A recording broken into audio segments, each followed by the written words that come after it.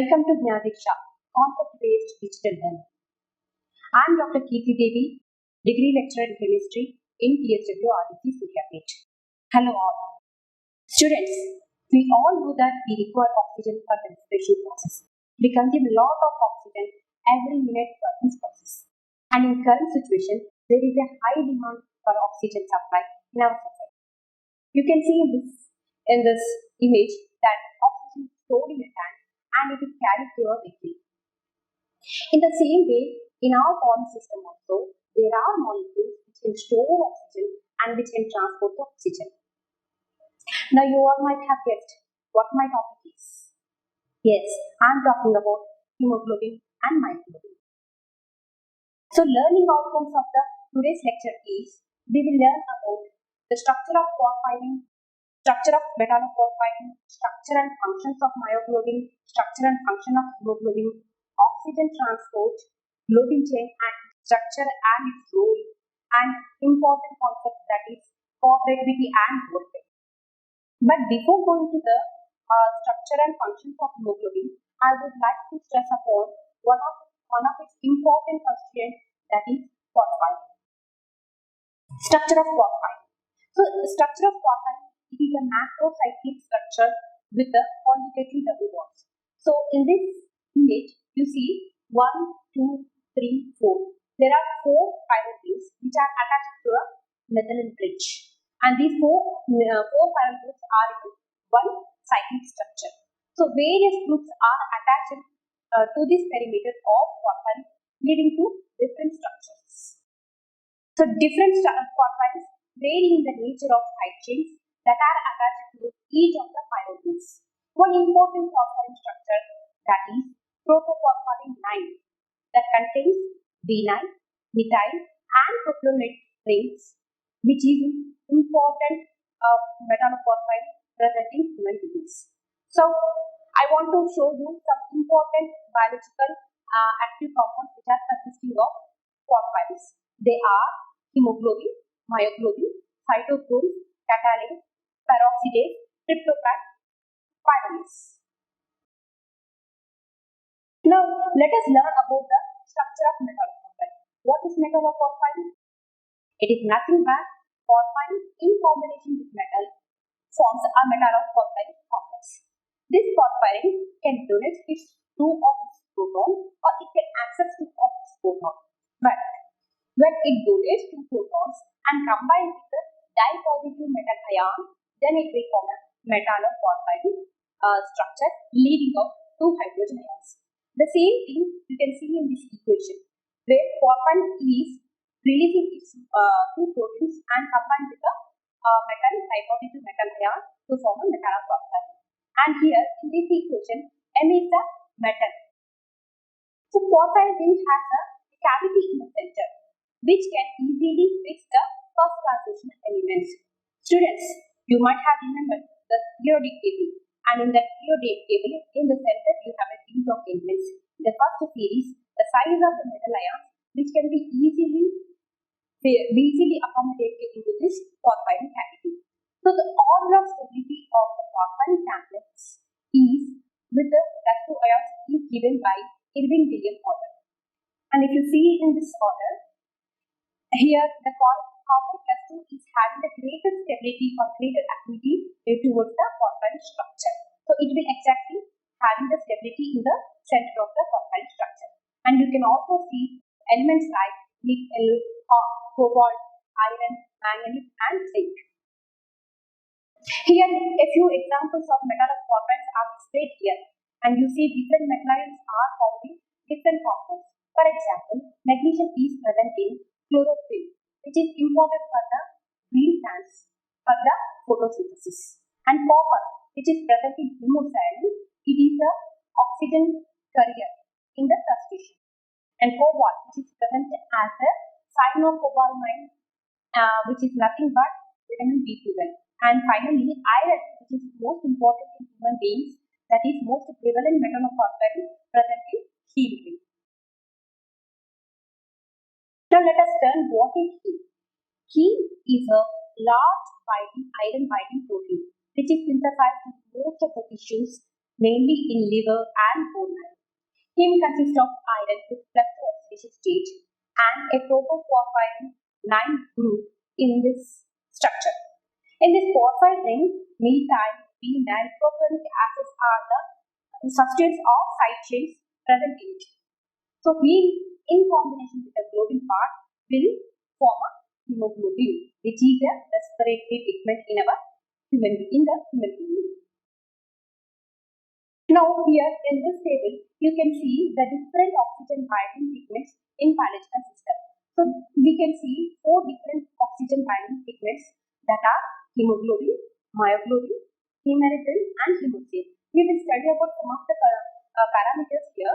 Metal with oxidation state, which is iron +2 state is present in hemoglobin, myoglobin and hemerythrin, whereas it is copper +1 state present in hemocyanin. So metal to oxygen ratio is 1:1 in hemoglobin and myoglobin, and coming to the hemerythrin and hemosin, it is 2:1. So number of subunits also, there are 4 subunits in hemoglobin, 1 subunit in myoglobin, 8 subunits in hemerythrin, and there are many numbers, that means variable in hemocyanin. Coordination of metal is with the porphyrin ring with hemoglobin and myoglobin and protein side chain present in hemerythrin and hemocyanin. So molecular weights are also displayed here. So coming to the important pigment, what is a pigment? It is a color. So color is depending upon deoxygenation or oxygenation state. So in hemoglobin and myoglobin, the color of the blood with oxygen or without oxygen, it is red. Did you observe any other color in the human being other than red? No. So it is red with oxygen or without oxygen. Same in the case of myoglobin. But when you come to the hemerythrin, oxygenated blood has violet pink color in hemerythrin, blue color is seen in hemocyanin. But the deoxygenated blood is seen colorless in both hemerythrin and hemocyanin. And the main function of these pigments are carrier in hemoglobin, hemerythrin and hemocyanin. And the function of myoglobin is to store the oxygen. Now we see the structure of hemoglobin in detail.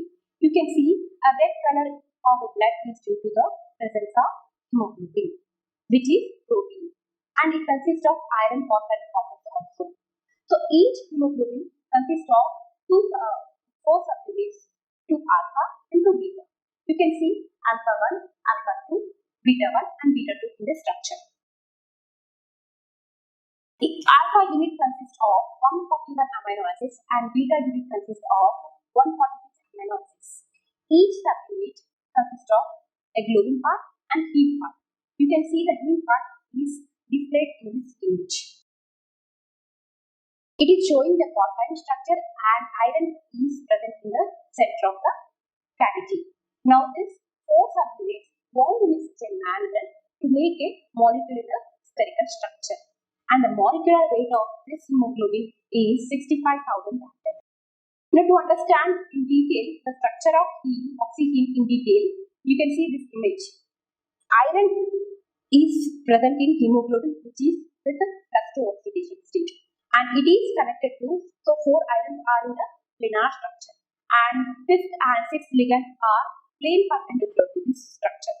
So 5th ligand is connected to the globin through imidazole of 93rd position of histidine present in a globin chain, which is consisting of 154 amino acids. You know that histidine having the imidazole, and in imidazole the nitrogen is present. So to that nitrogen it is attached. Iron is attached to that nitrogen, and the 6th position is available to bind the oxygen reversibly. This 6th ligand position is absent in deoxyhemoglobin. So for your better understanding, I have displayed 2 different images, oxyheme and deoxyheme. Oxyheme means when the heme is attached with the oxygen, and deoxyheme means oxygen is not present in it. If you observe clearly in the oxyheme, the iron which is present in the center of the porphyrin ring, which is exactly fitting into the center of the ring, and above it is attached with the oxygen, and down it is attached with the nitrogen of umbilical ring. When you observe in the deoxyhemoglobin, the iron part in the porphyrin structure, it is just not in the center, it is just above the center. Means it is lifted up. It looks like a dome-shaped structure, which is not exactly fitting into the structure. So that's why it is lifting out from the porphyrin ring. In another image, for your better understanding, another image, in deoxyhemoglobin, the iron is somewhat lifted outside. It is not exactly in the center. That means it is not fitting into the center because of its size. Whereas in oxyhemoglobin, the iron is present exactly in the center, which is the cavity of the porphyrin ring. Now we need to learn about the differences between the oxyhemoglobin and deoxyhemoglobin. You will come to very better understanding when you observe this table. The shape of the oxyhemoglobin is perfectly octahedral structure, and in deoxyhemoglobin it is distorted octahedral. It is not perfect octahedral, it is distorted. In both the cases, iron is plus 2 stage with a D6 configuration. Where in oxyhemoglobin, the spin is low, and in deoxyhemoglobin it is high spin. The crystal field splitting of oxyhemoglobin is E2G6 EG0. The splitting pattern, if you observe, there are no unpaired electrons. That means it is 0 unpaired electrons. That's why this compound oxyhemoglobin is diamagnetic in nature. When you observe the magnetic moment also, this is zero magnetic moment. Coming to the deoxyhemoglobin, it is the crystal field splitting is T2G4 EG2. And in the splitting, you can see 4 unpaired electrons. 2 are in the T2G and 2 are in EG. So these 4 unpaired electrons gives the magnetic moment as 4.834 magnetons. And that's why this compound is paramagnetic state. So oxygen hemoglobin, due to its perfectly octahedral structure, it is in relaxed state. The porphyrin iron structure is in relaxed state. And due to distorted structure in deoxyhemoglobin, the iron porphyrin ring having the tense state. One another reason is iron is 75 picometers in oxyhemoglobin. That's why it is exactly sitting in the center of the cavity. When you come to the deoxyhemoglobin, the size is little bit enhanced from 75 picometers to 92 picometers. That's why the size has increased, which is not exactly fitting into the center of the cavity. That's why it is coming out of the cavity. Now we will learn about the structure of myoglobin. Myoglobin is present in heart and skeletal muscle. Hemoglobin helps in the oxygen transport, whereas myoglobin, which is in the tissue, acts as a storage reservoir of oxygen. Whenever there is a demand for oxygen, it will release the oxygen to the tissues. In myoglobin, it is a monomer consisting of only one unit. Myoglobin is a protein of molecular weight 17,000 daltons, and it consists of 153 amino acids in its polypeptide chain. You can see the structure of myoglobin, where in the center the yellow part is showing the iron with the porphyrin structure. Now you can see the number of heme present in the hemoglobin and myoglobin in this picture. So there is only one heme present in the myoglobin. On top of it, only one heme present in the myoglobin and 4 hemes group present in hemoglobin. It is clearly shown in this image. Now we need to concentrate on the now we need to know the oxygen transport. What is oxygen transport? How we will understand about the oxygen transport? The oxygen affinity or binding capacity depending upon the oxygen pressure. Oxygen transport. Oxygen transport is in another word, it is the oxygen affinity towards the hemoglobin. Oxygen affinity or binding capacity depending upon the oxygen partial pressure in that case. So hemoglobin absorbs oxygen from lungs where the oxygen partial pressure is high. From there it will carry to the tissues in the form of oxyhemoglobin and then it releases to the tissues where oxygen partial pressure is low. The tissues then takes the oxygen and stores in myoglobin where it acts as a reservoir of oxygen. So globin structure. What is a We know that hemoglobin has two important parts. One is heme and another one is globin part. Heme part we have studied earlier, and now we will learn about the globin part. So globin part is a different types of structures we have in it. So let us learn one by one. First one is primary structure. It is a linear sequence of amino acids. In this amino acids are joined together by peptide bond, that is CONH2 bond, to form a polypeptide chain. So each amino acids combine to form a long polypeptide chain, and it is the simplest form of protein. Primary structure is the simplest form of a protein. Second one is the secondary structure. This is little bit complex than the primary structure.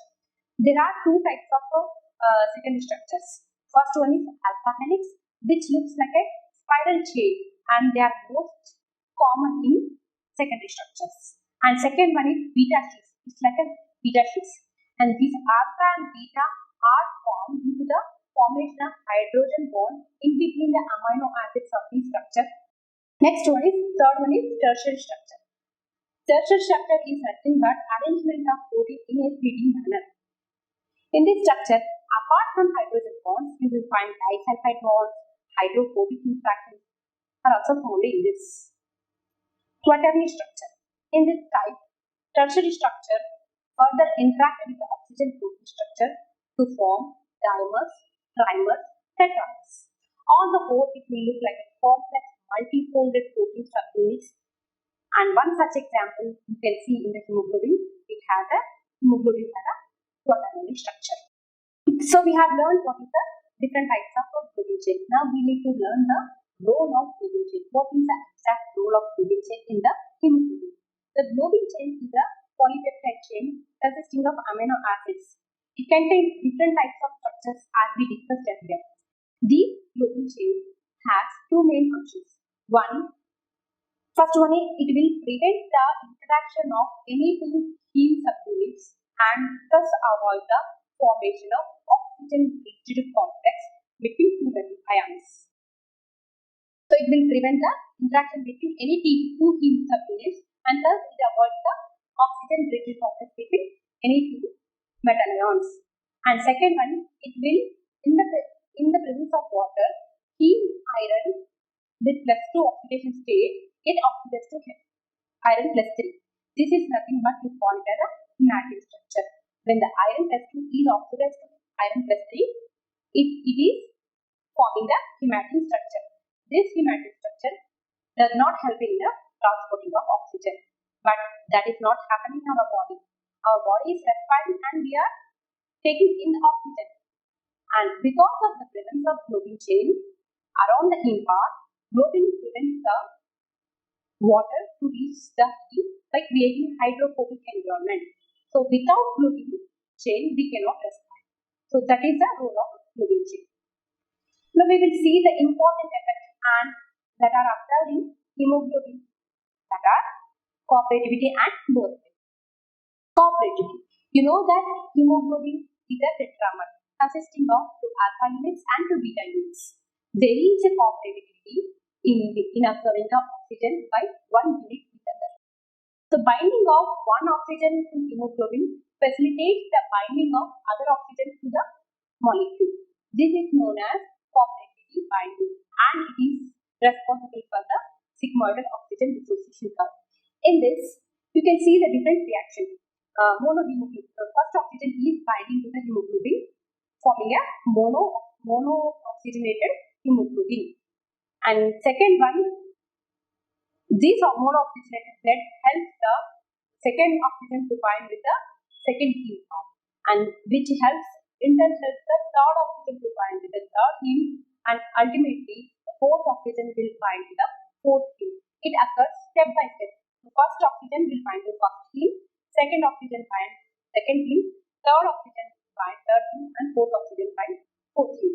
You can see that K1, K2, K3, K4 are the stability constant in the each step. So binding affinity of K1 is lesser when compared to the K4. So K4 is having a higher binding capacity, higher binding affinity. equilibrium constant. So this is called cooperative effect. So you can see the graph in this oxygen binding saturation. This graph is oxygen binding saturation. It is showing that hemoglobin and myoglobin having different type of shapes in this oxygen. In hemoglobin shows sigmoidal curve due to presence of 4 teams, and these 4 teams, due to its cooperativity, they form a sigmoidal curve. Whereas myoglobin shows hyperbola curve, as it shows only one heme unit in its structure. So there is no cooperativity in myoglobin. That's why the graph is hyperbola. Now we will learn one important phenomenon shown by again only with hemoglobin, that is Bohr effect. The Bohr effect is nothing but the effect of pH upon releasing of oxygen from hemoglobin. This is the Bohr effect. So what is the job of hemoglobin? The job of hemoglobin is to transfer the oxygen from lungs to the tissues, and then it will release the oxygen where oxygen partial pressure is less. This process depending upon pH condition. So higher pH, more basic condition promotes the tighter binding of oxygen to hemoglobin. Lower pH, more acidic condition permits the easier release of oxygen from hemoglobin. To know this effect, we need to observe the oxygen saturation graph. In this graph, you see partial pressure of oxygen high in the lungs, and this condition is basic. So in this basic condition, oxygen binds more tightly to hemoglobin. Whereas when you come to the tissues, due to presence of carbon dioxide, the pH is very less. So that is acidic condition. So in this acidic condition, it permits oxygen to release from hemoglobin. The same thing you can see in the image. In the image, you see that oxygen is releasing in the tissues and oxygen is binding in the lungs. So here the pH variation is not too much. It is in between 7.2 to 7.6. 7.2 is considered as acidic and 7.6 is considered as basic. So not much variation is seen in the pH. Now we will see the difference between the hemoglobin and myoglobin. In this table you can see that different parameters. Hemoglobin, it is present in the blood. Myoglobin, it is present in the heart and skeletal muscle. The function of hemoglobin is to carry the oxygen from lungs to the various parts of the body. And what is the function of myoglobin? The function of myoglobin is to store oxygen in the muscle cells and release whenever it is needed. So in hemoglobin, there are 4 oxygen molecules. Why? Because it has 4 teams and 4 globin chains. So 4 teams, different teams bind with the 4 different oxygens. And in myoglobin, you have only one heme unit. So one heme unit will bind the only one oxygen molecule. So there is a difference in hemoglobin and myoglobin in their behavior. Hemoglobin shows a sigmoid curve and myoglobin shows a hyperbolic curve in the oxygen binding curve, oxygen saturation curve. Hemoglobin exhibits cooperativity. Hemoglobin exhibits cooperativity due to 4 different teams, and myoglobin does not exhibit cooperativity as it has only one unit. Hemoglobin shows Bohr effect, whereas myoglobin does not show Bohr effect. And main part, coming to the globin structure, hemoglobin has all 4 types of structures: primary, secondary, tertiary, and quaternary. In myoglobin, it has primary, secondary, and tertiary only. There is no quaternary structure in myoglobin. There is no quaternary structure in myoglobin. Now we need to know the oxygen binding abilities of hemoglobin and myoglobin. You can see that oxygen binding affinity is more in myoglobin than in hemoglobin. Myoglobin has more affinity and thus will tightly bond the oxygen and release only when there is a demand. Whenever we do a physical exercise or when we starve, we need more energy, and that time we need oxygen for energy. So then on demand basis, myoglobin will release the oxygen. This is another reason why myoglobin is not serving as a transport of oxygen. On the other hand, hemoglobin serves as a transport of oxygen from lungs to the various tissues of the body because it will hold oxygen with less facility. That's why it will take up the oxygen in the lungs and it will release the oxygen in the tissue. We have learned the metallophosphate. Metallophosphate is the combination of metal with the phosphate, and we have studied here myoglobin and hemoglobin structure.